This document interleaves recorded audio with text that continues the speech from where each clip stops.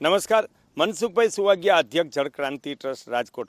રાસાયણિક ખાતરો અને જંતુનાશક દવાની એક કિસાન પુત્ર તરીકે ધરતીની ફળદ્રુપતા, ભૂતળના પાણી, કિસાન પરિવારનું આરોગ્ય અને જીવસૃષ્ટિ વિનાશ, પક્ષીઓનો વિનાશ જોઈને મને અંદરથી સ્ફૂર્ણા થઈ કે આનો ઉપાય શું?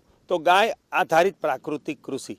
અને સન 2004માં ગાય આધારિત પ્રાકૃતિક કૃષિનો પ્રારંભ કર્યો। કિસાન પુત્ર તરીકેના અનુભવો તો હતા જ, પણ સાથે સાથે ગાયના છાણ, ગૌમૂત્ર અને છાશથી કેવી રીતે ધરતીની ફળદ્રુપતાને વધારી શકાય અને ઝેરી, કડવી અને ગંધાતી તીખી વનસ્પતિથી કેવી રીતે રોગ નિયંત્રણ કરી શકાય એના આજે 2004થી 2025માં 100થી વધુ સંશોધનો કર્યા અને જમીનની ફળદ્રુપતા વૃદ્ધિ, પછી 100% 25 જાતના પ્રયોગોથી 100% રોગ નિયંત્રણ અને ભરપૂર ઉત્પાદન, પછી શાકભાજીમાં 2 ગણો લાંબો સમય ઉત્પાદનની 75થી વધુ કૃષિ પાકોમાં અમને સફળતા મળી છે।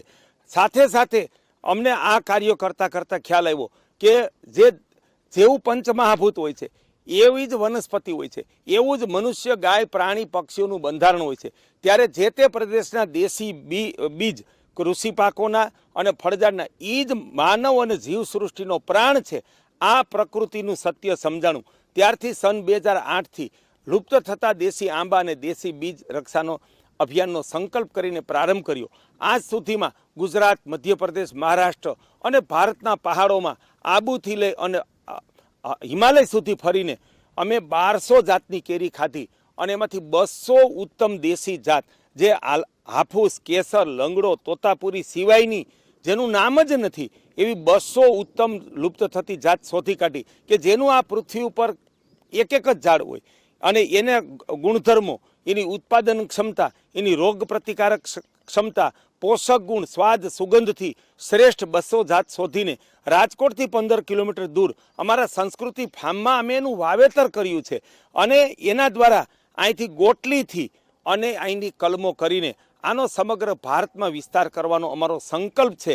અને એમાં આંબાના વાવેતરમાં ગાય એક નવી પદ્ધતિથી વાવેતર, પછી એમાં ગાયના છાણ, ગૌમૂત્રનું સેન્દ્રીય ખાતર અને થડની બાજુમાં ડીંડલીઓ થોર વાવી દેવાનો અને એના ફળઝાડના પાંદડા, નિંદામણનું આચ્છાદનથી પ્રાકૃતિક આચ્છાદન અને ધરામૃત કુંડથી ધરામૃતનું દરેક સિંચાઈ સાથે પૂરતી ખાતર તરીકે આપવામાં આવ્યું।